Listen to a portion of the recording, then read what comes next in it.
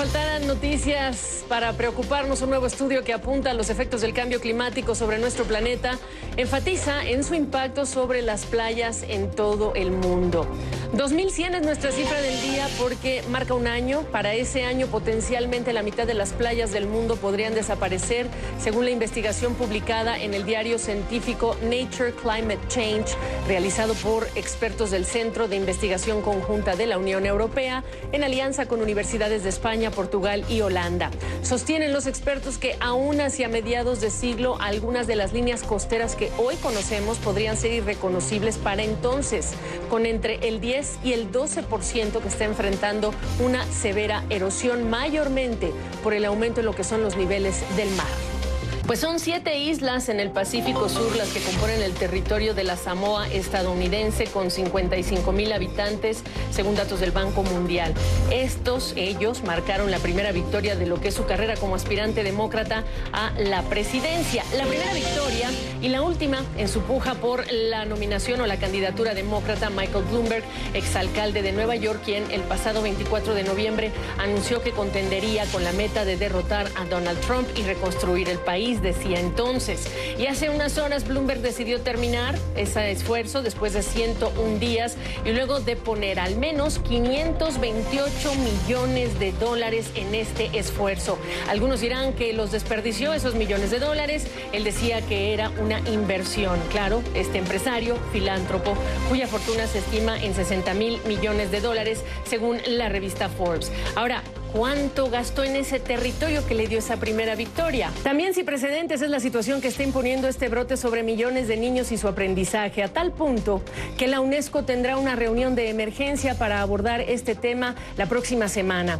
Y es que son casi 300 millones de estudiantes en 13 países los afectados por el cierre de colegios. La Organización de las Naciones Unidas para la Educación, la Ciencia y la Cultura dice que los afectados son niños en niveles de preprimaria a secundaria avanzada. Esa es nuestra cifra del día, porque además, dice la UNESCO, no tiene precedentes lo que está ocurriendo, y que solo además esa cifra cuenta a países que han cerrado las escuelas a nivel nacional, cuando hay otras 9 naciones con cierres de colegios a nivel local. Preocupa a la UNESCO la escala y la velocidad de esta alteración en lo que es el esfuerzo educativo, porque dice se arriesga el derecho a la educación. Y reconoce, por supuesto, que la alteración tiene impacto directo sobre los padres, que también deben de ir a trabajar. Un sondeo aplicado en 27 países revela que muchos empleados aún piensan que hacer bromas, hacer chistes de índole sexual está bien. 28% así lo piensa, para ser precisos. Más de 1 de cada 4 hombres en el mundo piensa que es aceptable contar chistes sexuales o con contenido sexual en la oficina. Este sondeo incluyó a más de 20,000 personas. Ojo que también más de 1 de cada 8 piensa incluso que es aceptable mostrar material de naturaleza sexual en el lugar de trabajo. 13% de los hombres piensa que está bien, frente a 7% de las mujeres que así lo considera. Esto según el sondeo de Ipsos Mori y el Instituto de Liderazgo Global para la Mujer. Y por cierto, solo 48% de las mujeres sienten la confianza suficiente de llamarle la atención a un colega de un cargo superior si es que éste hace un comentario sexista. En la guerra de precios entre Arabia Saudita y Rusia, las potencias petroleras, nuestra pregunta es ¿quién puede más? Pues en las últimas horas ya escalaron sus amenazas, ambos, de que van a inundar el mercado con petróleo, aumentando así su producción y aumentando también el riesgo de que los precios se mantengan bajos y por largo tiempo. 12,300,000 barriles al día a partir de abril amenaza con llevar al mercado Riad. Este sería un monto récord. Llevaría a Saudi Aramco a su máxima capacidad de producción, e incluso no se descarta que se usen reservas estratégicas para llevar al mercado más petróleo. 12,3 millones de barriles. Apenas en febrero producía 9,7 millones. Y no tardó mucho Moscú en responder. El ministro de Energía ruso dijo que llevarían hasta 500,000 barriles diarios de crudo, con un total récord de 11,800,000 barriles diarios. Cuidado, inundado el mercado, descarrilan las estrategias de empresas del sector y sus deudas además se vuelven más pesadas. En el desafío de contener la propagación de la pandemia por el nuevo coronavirus en Estados Unidos, cuando los casos reportados ya suman más de 1,000, una realidad que puede complicar los esfuerzos en este país es el que 27 millones de personas carecen de algún tipo de seguro médico. Sí, en Estados Unidos. Hablamos de un 9% de la población del país, según datos de la Oficina del Censo, en contraste con otras naciones desarrolladas como Italia o Corea del Sur, que no tienen esta misma realidad. Golpeado por el COVID-19, como es el estado de California, en particular, en ese caso, por ejemplo, hay 3 millones de personas sin seguro médico, 7,5% de esa población. Y por ello, importan medidas como el acceso a pruebas de diagnóstico gratuitas o incluso con cargo a las arcas estatales, como ya están ofreciendo autoridades en el estado de Washington, donde además se reabrieron las inscripciones para que quienes califican puedan acceder a seguro médico. Y en Estados Unidos estamos marcando desde hace ya unas horas el fin de un capítulo, el inicio de otro. Duró 11 años este capítulo, un 9 de marzo, terminó un 11 de marzo de 2020 con la llegada del llamado mercado en baja, que marca una caída de 20% en los índices bursátiles. Esa es la definición, y en este caso estoy hablando del promedio industrial Dow Jones, 20% desde su punto más alto tocado recientemente, que en este caso es mediados de febrero.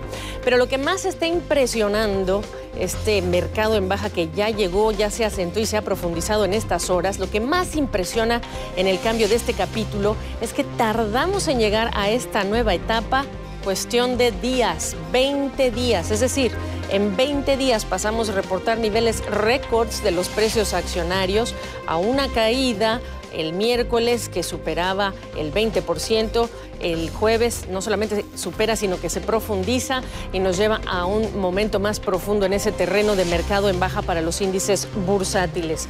Así que el promedio industrial Dow Jones de 30 acciones hizo historia este año, un mercado que en 11 años, en general, el mercado accionario agregó hasta 20 billones de dólares en lo que es el valor de los activos financieros. La NBA, la Liga de Fútbol de España, la MLS en Estados Unidos, la Liga de Campeones de Europa, la Premier League de Inglaterra, las eliminatorias para el Mundial de Qatar, el Masters Golf en Augusta. Eventos pospuestos o cancelados por el COVID-19, con efecto cascada para deportistas, público, patrocinadores, empresas que están con los derechos de transmisión. Y con esta larga lista nos preguntamos, ¿se va a mantener encendida la antorcha olímpica? Porque ya estamos a 132 días de Tokio 2020 y esa es nuestra cifra. 132 días faltan y estamos hablando apenas de un epicentro nuevo en este COVID-19 que es Europa. Y de este otro lado del Atlántico no fluyen todavía las pruebas de detección y ya estamos hablando de más de 1,700 casos en Estados Unidos. Hablamos de restricciones de viaje, de cuarentenas sin precedentes, de declaratorias de estados de alerta. Así que nos preguntamos, ¿van a llegar los más de 11,000 atletas o sus entrenadores o los medios y los reporteros? ¿Y qué hay de los patrocinadores?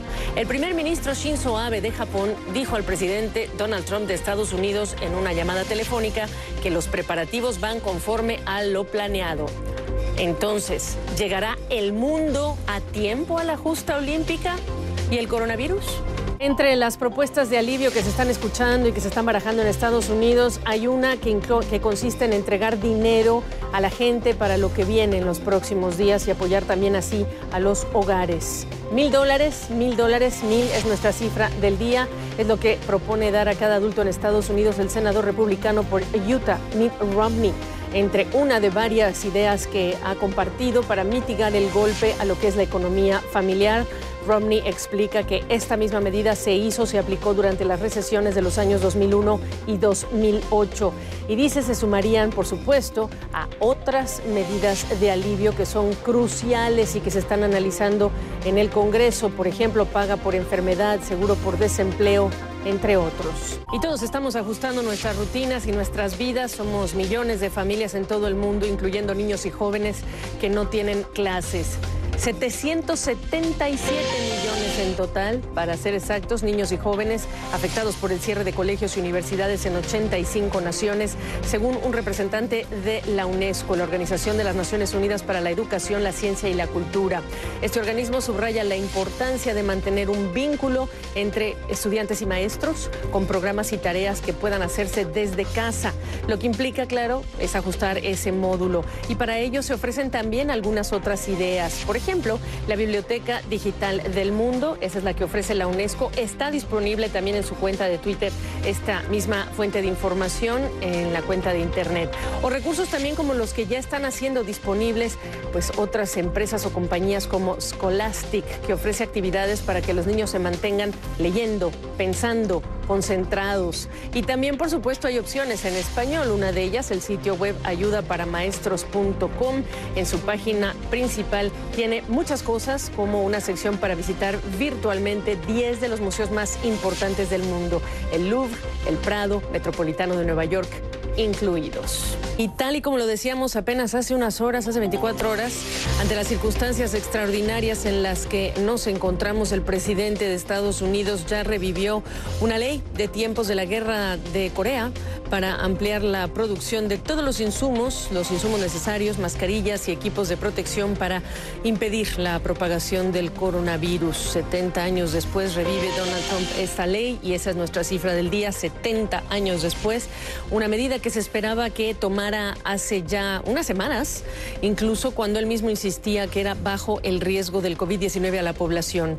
Esta ley lo que permite es que el gobierno federal conceda créditos y garantías de créditos a fabricantes de equipos médicos de emergencia y todo esto pues para que haya ese suministro necesario para atender a los pacientes. Mientras tanto, se han acumulado llamados de expertos del sector salud de que hay insuficiencia en mascarillas, en lo que sería también máquinas de asistencia de respiración, unas 160,000, y hasta cartas de legisladores hacia la Casa Blanca para recordarle al presidente Trump que durante la Segunda Guerra Mundial Estados Unidos sí se adaptó a las exigencias de aquel momento, produciendo en masa insumos militares.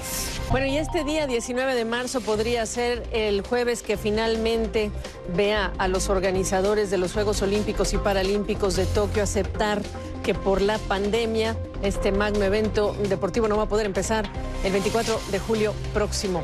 Y estamos allá a 126 días de que en el calendario se cumpla esta cita deportiva, así que hoy podría llegar este anuncio de que se pospone o que se cancela, un anuncio que parece inevitable, triste, pero inevitable.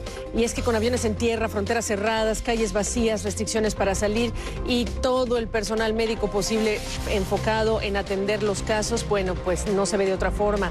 El presidente Donald Trump dijo que ya discutió con líderes del G7 también este tema y que quien falta que diga ni hablar, ni modo, nada que hacer, claro, que lo diga en japonés, pues es el primer ministro Shinzo Abe. Pero estamos en el mundo de las decisiones que no son fáciles, pero son las lógicas, las necesarias, las que toca aceptar, esta también. Y mi cifra del día, por cierto, es parte de otra polémica y también en el contexto del COVID-19, porque además es un reclamo ya de la administración Trump a China por no alertar antes de la existencia de este nuevo coronavirus, de alertar con tiempo, cuando el mundo tiene derecho a conocer con claridad esa información en la fecha del brote y cuándo ocurrió. Así que mi cifra del día es 3 porque fue el día 3 de enero cuando el secretario de Salud y Servicios Humanos, Alex Azar, recibió la llamada de los expertos de los CDC alertándolo por la posibilidad de un nuevo virus. Esta tarde el secretario de Estado, Mike Pompeo, exigió transparencia a China en lo que es la información y también al Partido Comunista Chino, porque dice se puso en riesgo a más personas en todo el mundo. Pero de ahí surge otra polémica. Si se les avisó desde el 3 de enero, que esa cifra sí es conocida, entonces, ¿por qué el presidente Trump destinó semanas y semanas y semanas a minimizar ese riesgo?